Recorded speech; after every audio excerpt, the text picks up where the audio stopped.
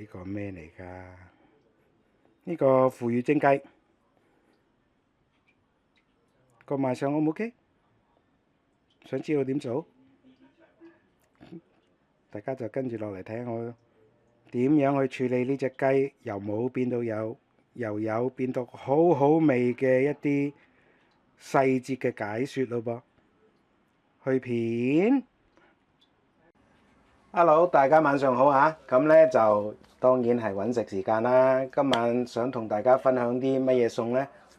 擺咗好多材料喺度啊！到底邊啲材料係呢條片介紹嘅餸呢？嗱，咁呢今晚我就想同大家分享呢，就係腐乳蒸雞。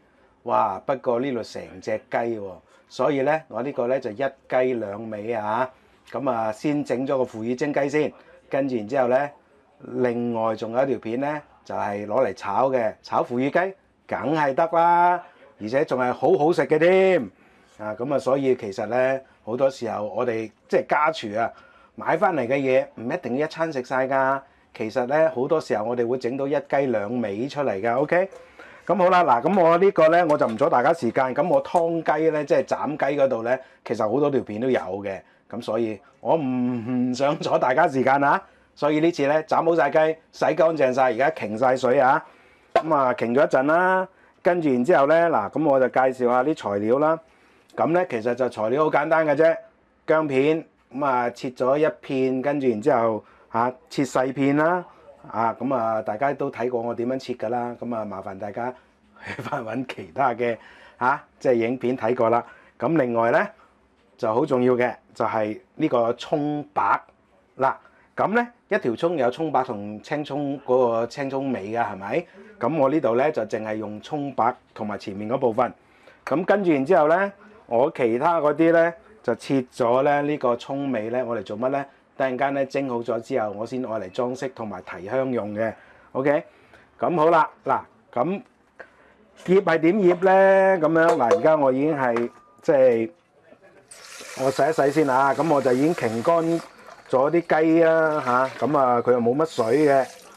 咁其實呢，腐乳蒸雞就好簡單嘅啫，梗係有腐乳啦，咁嗱，我首先呢，我就將呢個所有嘅材料掟晒落去啦，薑同葱白啊。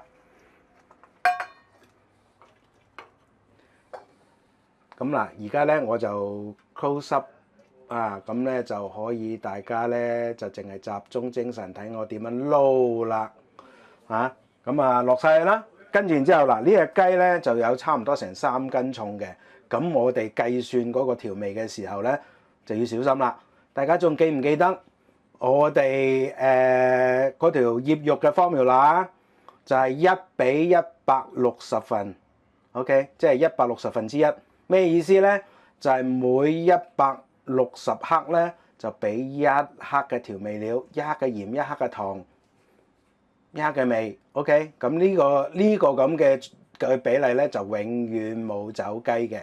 不過我都知道咧，都會有人咧就係覺得，喂，過鹹喎，咁樣過鹹咪將呢個160分之一咧就減少啲咯，唔係160克就俾1克咯，可能係變成200克俾1克咯，甚至乎300克俾1克，冇問題。味道悉隨尊便。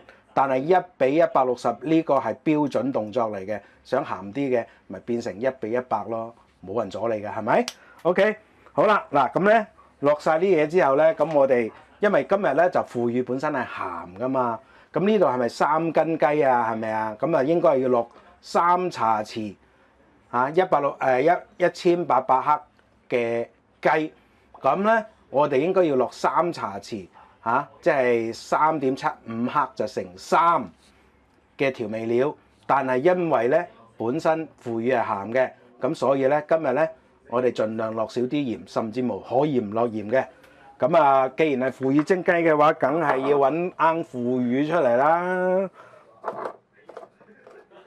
嗱，咁啊腐乳咧，咁啊悉隨尊便啦，大家咁啊香港名牌當然係廖乜記啦，係咪啊？咁但係咧，香港牌子咧都仲有好多其他牌子嘅，咁所以咧，我哋即係如果基於各種嘅經濟嘅原因咧，其實醃嘢咧就唔需要用名牌子嘅腐乳嘅，食嘅時候就要啦，因為嗰種味真係唔一樣嘅，口感都唔一樣嘅。OK，咁但係普通葉咧就普通啦。咁除咗係香港嘅某啲牌子之外咧，咁亦都可以買，譬如話大石腐乳啊，或者係內地生產嘅呢個辣椒腐乳啊。咁除咗係嗰個廖乜記之外咧，其實台灣都有好多靚嘅腐乳嘅，好滑嘅腐乳，我相信大家心中有數啊。好啦，嗱呢個佢3斤係咪？咁呢一次咧，我落呢個係腐乳咧，就落4磚。等我一陣啊！哎呀死啦，又俾我朋友笑我啦，成日都話我等一陣啦，等一陣，咁真係等一陣啊嘛。咁咧就落4磚腐乳。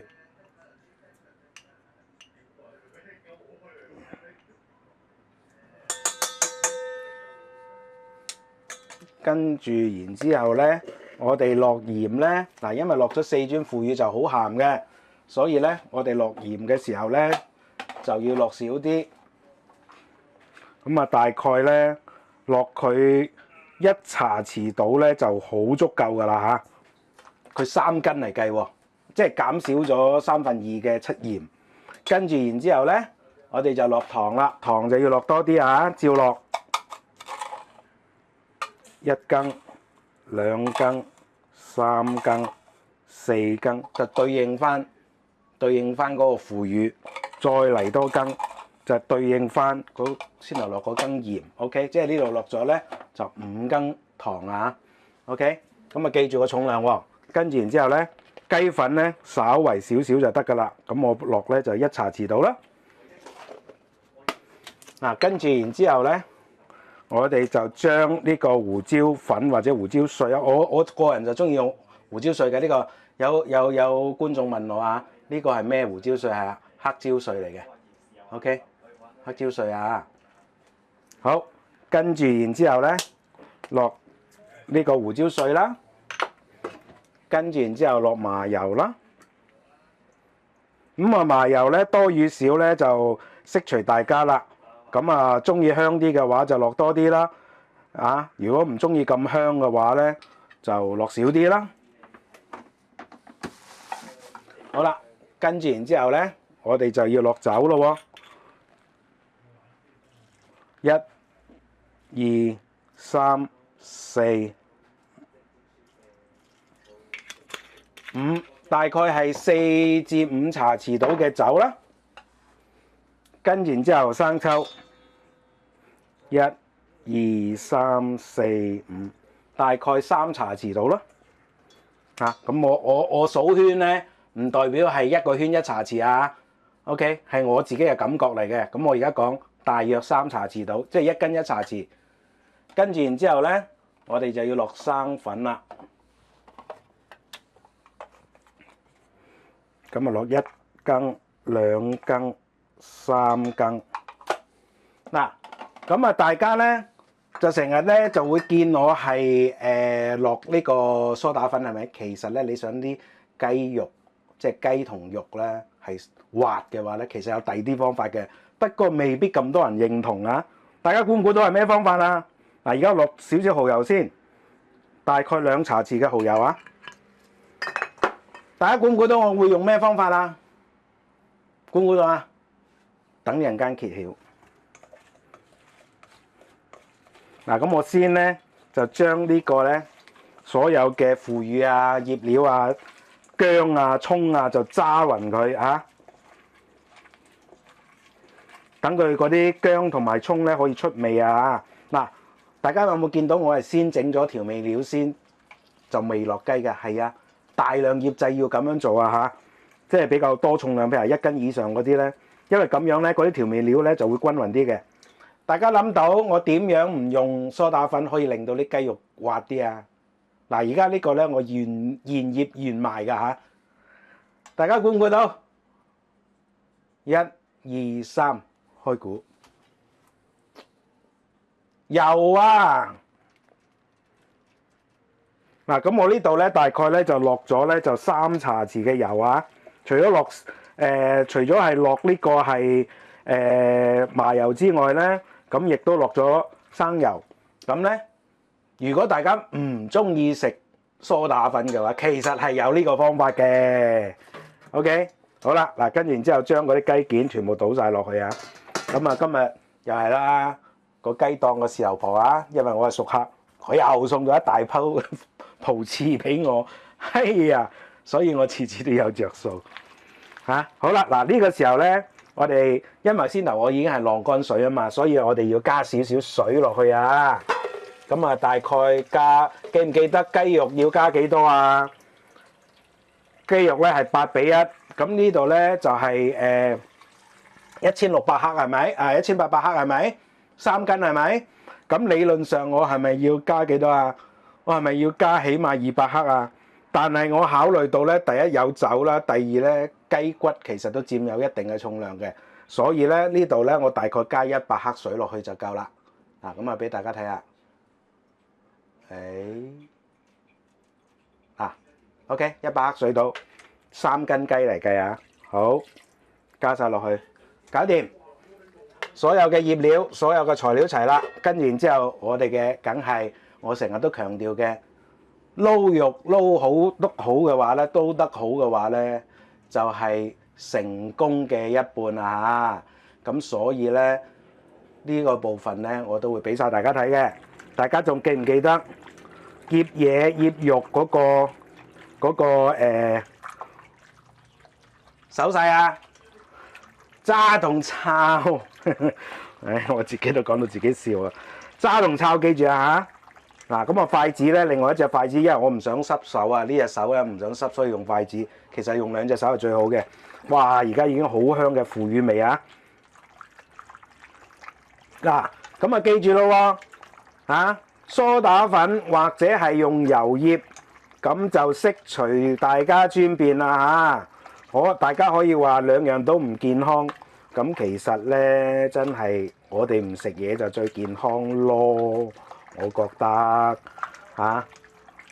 我哋人類啊，大家知唔知啊？我哋人類咧，自從遠古開始直至到而家咧，其實我哋所有嘅食物都有毒㗎，食米都有毒㗎嚇。只不過嗰個毒咧係唔係會影響到你健康，同埋咧係唔係真係會達到嗰個吸收量，導致到咧即係對個健康有影響？如果唔係嘅話，其實真係大家唔需要顧慮咁多。反而如果大家要食得健康嘅話，一定要乜嘢啊？均衡飲食嚇，唔好咧一句少油少鹽咧就帶過咗，然之後令到自己咧生活中硬係咧就缺少咗一樣嘢，缺少咗咩啊？美味嘅味蕾感受嚇。大家知唔知啊？其實味蕾咧，即係咧係可以咧有一個愉悅嘅味蕾感受咧，其實可以增加我哋精神上嘅愉悅感。大家知唔知㗎？所以點解咧好多人咧有錢咗之後咧佢哋都會好喜歡去四周圍食嚇。咁啊，正所謂有句説話叫做民以食為天啊嘛。咁呢句説話亦都唔係隨便講嘅喎。原來咧就係同我哋嘅味蕾感覺咧係好有關係嘅喎。咁大家又知唔知點解咧？有啲人係特別中意食甜㗎，佢唔係天生嘅，但係咧喺因為現實生活裏邊咧各種各樣嘅衝擊咧，變咗咧佢就鬱鬱寡歡啦。咁但係咧佢就發覺咧食甜咧可以令到自己開心啲嘅喎。嗱，除咗食甜啊除咗佢裏邊嘅化學成分，即係嗰個即係嗰啲原料係會令到甜味係會令到大家即係有一個愉悅嘅感覺之外，其實咧最主要嘅原因就係因為大家食甜嘅時候咧，嗰個味蕾即係有咗嗰種甜味之後咧，個人咧就會係覺得快樂啲嘅嚇。咁所以啊，大家如果為咗要食咧，真係有啲嘢你冇得咁去計較㗎。而且咧，我都講過啦，喂，你唔係日日食成咁啊嘛，係咪啊？喂，我一餐裏邊一家人一餐最少4個人食都1斤菜，咁啊2餐就2斤菜。喂，咁啊一人食半斤，半斤講緊300克，你食肉食唔到咁多㗎因為我哋仲有食飯㗎嘛。咁所以咧，大家要記住啊嗱，好啦，咁啊好多人就話我發瘋㗎其實我最主要就點啊？大家聽住我講嘢之餘，就睇住金睛火眼睇住個畫面，嗰啲雞肉個 texture 嘅變化咁咧點為之撈得好咧？咁嗱，其實咧而家佢已經吸晒啲水㗎啦。咁咧，我而家咧就係要撈到佢咧係完全冇倒流為止咁我呢啲唔係抌時間喎，大家都知道我最着重嘅係撈肉。咁如果大家咧係跟過我撈肉，然之後去做呢個菜式嘅話，大家係唔係覺得自己嘅廚藝改善咗先？係唔係覺得味道增加咗先？即係改善咗先？係唔係你哋屋企裏邊嘅食家會覺得今日阿媽或者阿爸，咦喂，煮餸唔同咗喎，進步咗喎，好味咗喎？大家有冇咁嘅感受先？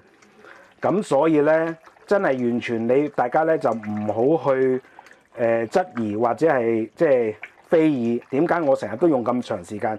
其實佢用咁長時間去撈嘢咧，最主要就係要令到啲肉咧，佢係足夠咁吸晒嗰啲醃料，然之後咧佢冇倒流嘅咧，咁我哋煎或者蒸嘅時候咧，佢嗰啲水咧就冇咁容易流翻晒出嚟啊！嗱，有啲朋友就問過我嘅，佢話：喂，點解我豉汁蒸排骨嗰啲排骨咁多水嘅？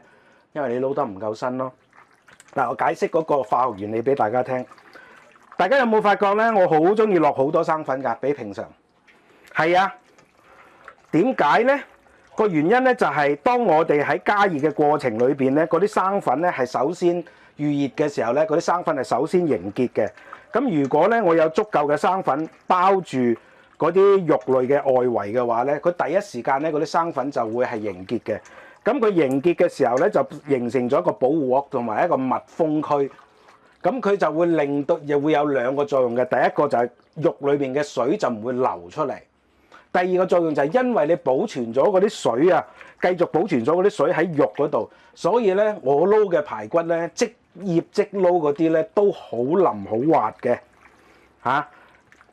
大家明唔明白個中間嗰個化學原理啊？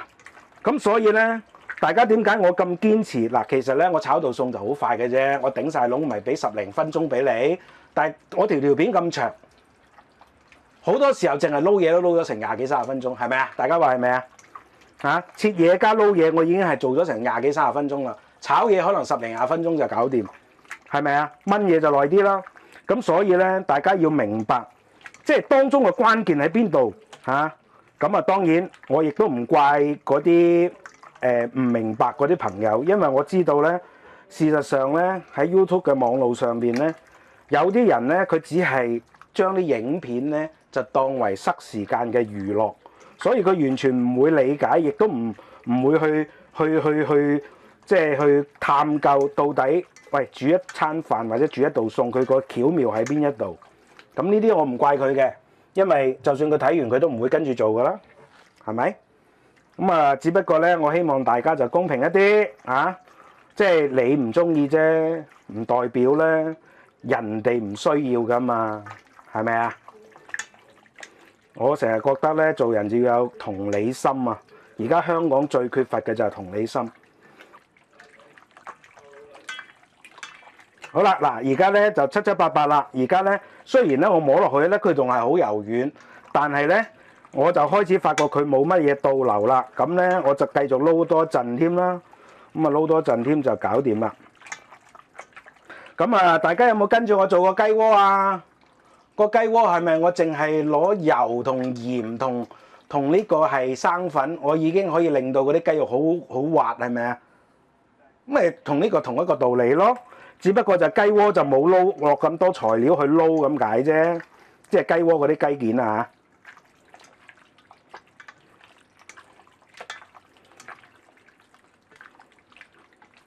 嗱，咁我而家稍為快手少少扼佢啦，而家咁樣我扼佢咧。都係一種令到佢咧嗰啲肌肉咧，即係嗰啲雞肉咧有嗰個呼吸效應啊，咁就令到佢咧就可以係更加快去吸水啊！呢度3斤雞食2餐都唔知食唔食得晒。不過咧，我啲仔女咧就真係好鬼中意食我啲嘢嘅。成日都話我整嗰啲嘢咧就好食過出邊，其實就係我成日都講嘅，你想整得好食，好簡單啫，加啲愛心落去咪得咯。所謂嘅愛心係乜嘢呢？就係對家庭嘅愛啊！咁但係其實咧，真正嘅意義咧就在於你只要你有愛咧，你自然有耐性。有耐性嘅話咧，先至係令到嗰啲食物咧能夠發揮呢個最佳嘅味道嘅一個唯一途徑啊！你冇耐性嘅咧，你永遠煮唔到好嘢食出嚟嘅。好坦白講，譬如話你煎條魚，你冇耐性一落掟落去就想翻，成日都想翻轉佢咧，咁我話俾你聽，你嗰條魚咧就好快就會破皮噶啦，就永遠煎唔好嘅。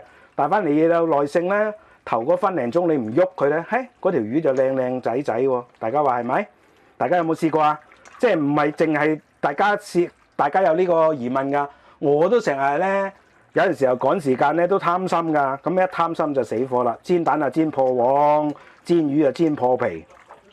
好嗱，咁咧而家就得啦。嗱，因為我先頭已經落咗油落去啦嘛，咁所以咧呢個時候咧我就唔需要封油啦。OK 嗱，咁啊等間開機蒸，點樣蒸咁就好簡單啦。咁阻咗大家啲時間啦，但係我希望呢個亦都係一個好好嘅參考，有一個好好嘅參考價值。OK 嗱，咁我俾大家睇下嗱，咁咧呢汁咧都仲有嘅。煎咧，其實呢一個咧就唔係咁適合嘅，但係已經因為佢本身咧呢個兜細啊，呢個兜細啊，再加上咧佢份量比較多，所以咧今日唔算係一個成功嘅撈雞件。但係咧，大家亦都睇過好多咧煎雞柳啊，即係炒雞柳啊嗰啲炒雞啊嗰啲件片咧，半隻咁撈咧，係咪好撈得好乾啊？係啊 ，OK。但係蒸咧就唔怕呢啲嘢嘅。嗱，大家要記住啊！點樣可以令到佢即係嗰啲蒸嘢咧嗰個水分唔好飆晒出嚟咧？佢一飆水咧，我話俾大家聽咧，你嗰啲肉一定鞋嘅，因為點解嗰啲水分係邊度嚟㗎？又係肉心嚟嘅。所以咧，我哋之所以醃佢撈嗰個目的，除咗係要佢上味之外，就係要喺加熱嘅情況之下，令到嗰個表皮咧表面咧就嗰層生粉咧。就封死咗個肉心入邊嗰啲汁，咁嗰啲汁咧繼續喺入邊發酵嘅話咧，即係繼續喺個肉心入邊發熱嘅話咧，就會令到嗰啲雞肉啊、嗰啲肉類咧就會腍嘅。咁我妹夫就食過2次我整嘅粟米肉粒咁佢就問過我，佢話：喂，點解出邊嗰啲咁鞋口，點解你可以做到咁滑㗎？其實個道理都係一樣，得唔得？就係加熱嘅時候。我令到嗰啲粉包實嗰個肉，然之後防止肉心裏邊嘅水倒流翻出嚟。咁咧喺咁嘅狀況之下咧，就回應翻先頭我講嗰個網友嘅問題啦，就話點解佢蒸排骨會咁多水咧？因為佢撈得唔夠咯，落粉落得唔夠咯，佢嗰啲肉冇吸晒水咯，然之後嗰啲粉好稀咯。咁喺加熱個過程嗰個粉咧，嗰啲粉漿咧就冇辦法形成一個保護膜。然之後個肉心嗰啲水流埋出嚟，所以咧通常大家如果一見到咧蒸肉類咧嗰啲，即係見到佢好多水咧，通常咧伴隨住嘅就係肉會好鞋，就唔會滑。但係如果咧你撈得靚，嗰啲粉咧包得嗰啲肉實嘅話咧，就會少水，同時間咧就會肉就更加滑。OK，就係咁嘅化學原理啊！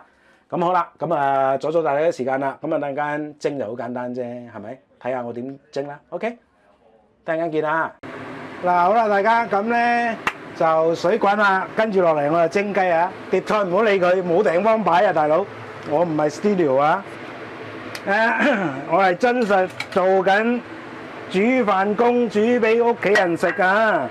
好嗱，呢個時候咧，我哋就即係準備蒸啦。咁就將嗰啲雞件咧就撥晒落去啦，因為有腐乳咧。佢咧就冇辦法去完全吸晒嘅啦，始終都有啲汁喺度嘅。咁但係咧，我哋放落去嘅時候咧，大家要記住咧就係嗱呢隻雞咧，我哋一定要係唔好雞搭雞啊！如果唔係咧，等陣間咧蒸嘅時候咧就有機會蒸唔熟噶啦。好嗱，咁整勻勻咯喎，腐乳蒸雞就係咁啦。跟住然之後咧，我哋擺落去啊，等等啊。腐乳蒸雞除咗撈嗰度比較考人之外咧，其實其他嘢都好簡單嘅。嗱，咁啊冚實個蓋啦，大火隔水蒸啊。咁啊蒸肉咧就標準啦，15分鐘 OK。嗱，咁我而家擺遠啲先，唔係等陣間整到嚇，整到等陣間咧嗰個液蒸啊發黑啊。嗱，咁啊係咁多啦。咁咧等陣間咧我哋蒸好嘅時候咧，中叫咧我哋就將啲葱啊放落去啦，跟住然之後我做一個總結啦，咁就 OK 完成啦。係咪好簡單啊？係撈麻煩啲啫，蒸好簡單嘅咋 ，OK？ 嗱，可以呢個飯咧，呢個餸咧可以係落飯面蒸啦，可以係整煲仔飯啦，係腐乳雞煲仔飯都得喎。不過咧，中間要有啲小技巧啊！大家想唔想我整個腐乳雞煲仔飯啊？好食㗎喎，真係好食㗎喎！咁啊，大家去留言嚇，話俾我聽，想唔想整？哎呀，講到我自己都流口水，都係好抵死，因為我中意食啊嘛，所以我咪研究古靈精怪嘢咯。好，咁啊，等陣間蒸好咗再同大家分享下。我自己都笑自己啊，貪食，又唔肥死我嗰度好嘢啊！啊，好，等陣間見啦。好啦，15分鐘響咗啦，睇下個結果點先，熄火啊！跟住然之後咧，我哋咧就將呢個。哇嚇！嗱，幾多呢個？嗱，呢個唔係汁嚟㗎，除咗汁之外咧，唔係淨係汁㗎。除咗汁之外咧，仲有乜嘢咧？仲有係嗰啲即係雞油啊！咁我哋就焗一焗佢啦，焗一焗嗰啲葱花啦，跟住然之後咧，我哋再等陣間我再做一個總結啊！好啦，咁嗱，焗咗一陣之後咧，嗰啲葱就熟啦。咁我哋開始做個總結咯喎。嗱，個賣相 O 唔 OK 先？大家睇下，好嗱。咁咧，其實咧呢個腐乳蒸雞咧，就大家唔使講噶啦，食過腐乳都知道係咩味啦。腐乳蒸雞梗係好味啦，係咪？不過咧有幾個要點咧要注意嘅。嗱，咁我呢一條片咧我就冇。呢個示範過係點樣劏雞啦，即係點樣斬雞啦。咁麻煩大家咧就去翻其他嘅有雞嘅片，咁咧就可以睇翻我點樣去切雞斬雞嘅。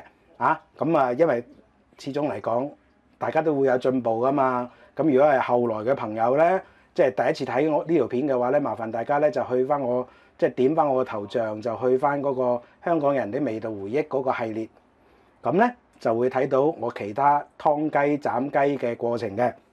好啦，咁其實咧，我不斷咁去重複去強調一樣嘢咧，就係大家如果係撈肉嘅時候撈得靚嘅話，其實你個餸咧就已經係成功咗一半噶啦。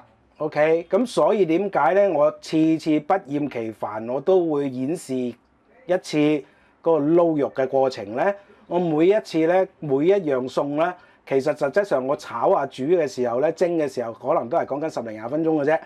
但係咧，就其餘超過1倍嘅時間，我都用喺呢個醃製材料介紹同埋醃製嗰個程序過程 texture 嘅變化。咁有好多人就唔明白佢覺得我長氣，或者係覺得我做乜嘢要講咁多嘢？咁佢冇仔細聽，其實我講嘅嘢絕大部分都同當日要演示、要同大家分享嘅嗰個即係菜肴係有關係嘅，包括埋營養啦，包括埋歷史啦，各樣啦，嚇。其實我更加想大家去睇，一邊聽，另一邊咧就睇住我撈肉、醃肉嘅時候嗰個 texture 嘅變化。其實咧炒咧，相對地反而咧就容易掌握喎。撈肉點為之撈得好咧？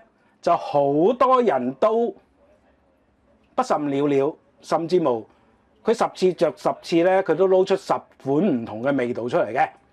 OK，咁啊第一啦，我就要強調嗰個醃肉嗰個標準配方啦，就係1:160啦，即係160克就放1克嘅調味料啦。呢個係最基本嘅，所以咧，大家就算 even 係冇睇到我俾個真正文字嘅 recipe 出嚟咧，其實大家都可以睇到，即係可以明白，因為每一樣餸你重量一定有偏差嘅，你冇可能100%嘅，你只有係用個百分比咧，你加加減減乘乘除除咧，就自然咧就每一次咧都會準確嘅調味。大家有冇發覺我煮親餸？極少調味㗎，可能10樣都唔有，未有一樣我要落手落腳調味嘅。大家話係咪啊？知唔知點解啊？因為我全部按照呢個1:160嘅標準嘅調味嘅formula去做啊嘛，所以咪唔使調味咯。但係啲味咧，從來冇人投訴過嚇。OK， 好啦，咁啊第二樣嘢咧，咁啊點樣為之撈得好咧？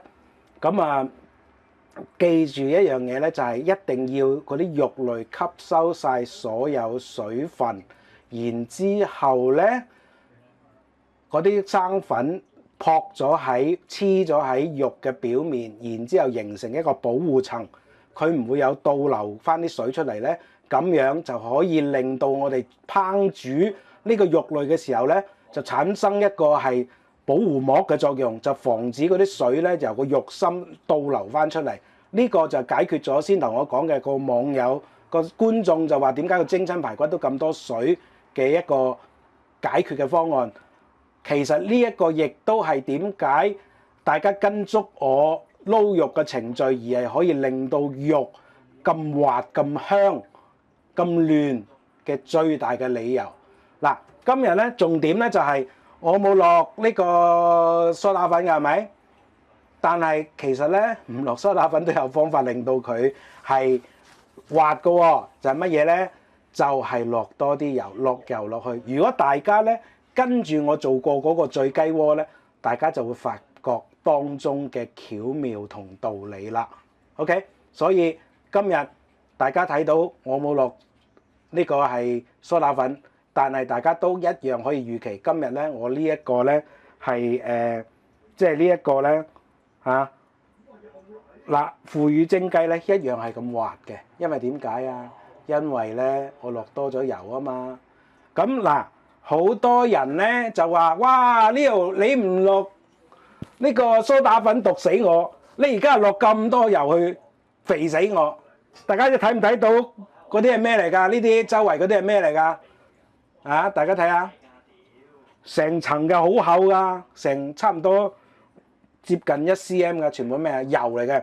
嗱，其實咧油咧係輕過水嘅 ，OK， 佢嘅密度亦都比水細嘅，咁所以咧會點啊？蒸嘅時候佢會漏翻出嚟㗎。我之前有講過呢個道理㗎，咁所以佢射翻啲油出嚟嘅時候，你真係食肉嘅時候，你會唔會咩咧？會唔會食到咁多油咧？梗係唔會啦，冇人叫你飲呢啲油係嘛？係咪啊？一如餵你炒菜。你冇人叫你飲嗰啲汁係嘛？咁你點會吸收晒3茶匙鹽就落，即係1茶匙鹽你就食晒嗰1茶匙鹽咧？大家話係咪？咁所以我講過個道理就係，其實咧所謂嘅少油少鹽咧，有關當局只係講咗一半，冇講另外一半。不過一如好多觀眾，即係部分嘅觀眾覺得對我唔耐煩，話我長氣一樣。佢為咗要深入民心，於是乎咧就將整個理論咧、整個道理就簡化咗。於是乎大家淨係知道少油少鹽，但係其實咧呢一個唔單止係牽涉到你落幾多嘅問題，仲要牽涉到係乜嘢啊？牽涉到你吸取量嘅問題，仲牽涉到呢個藥理學上面嘅所謂沉澱期、沉積期嘅問題。OK 得唔得？咁所以咧，大家唔使驚。冇人叫你特登走去飲嗰啲油，冇人叫你特登飲嗰啲汁嘅。所以咧，實際上你食嗰嚿肉嘅時候咧，1/3，即係你實際上你調味裏邊嘅1/3左右嘅油 ，OK， 1/3左右嘅鹽。所以實際上你吸取嘅唔會好多嘅，記住啊，即係唔係話你落1茶匙鹽你就真係吸收晒嘅，咁啊該會啦。你不如你生吞鹽好過啦，大家話係咪 ？OK， 好啦。嗱，咁啊，大家知道咯喎，記住啊，一定要撈到佢夠新、夠滑、夠黏、夠有少少起潺嘅感覺。然之後撥開佢，嗰啲水咧係唔會倒流嘅，咁先至為之成功嘅一個撈雞或者撈肉。只要你做啱呢個步驟嘅話咧，其餘嘅你已經成功咗一半啦。其餘嗰啲 easy job， 蒸雞啫嘛，咪照計時間15分鐘咯，跟住佢老嗰頭咪12分鐘咯。大家話係咪啊？所以係咪好簡單咧？記住啊，撈雞先係重點啊，唔係蒸係重點啊。OK， 好冇？多謝大家收看啦。哇！呢個我又流口水啦，腐乳正，拜拜！唔講啦，再講我係咁流口水啦，食飯啦，拜拜。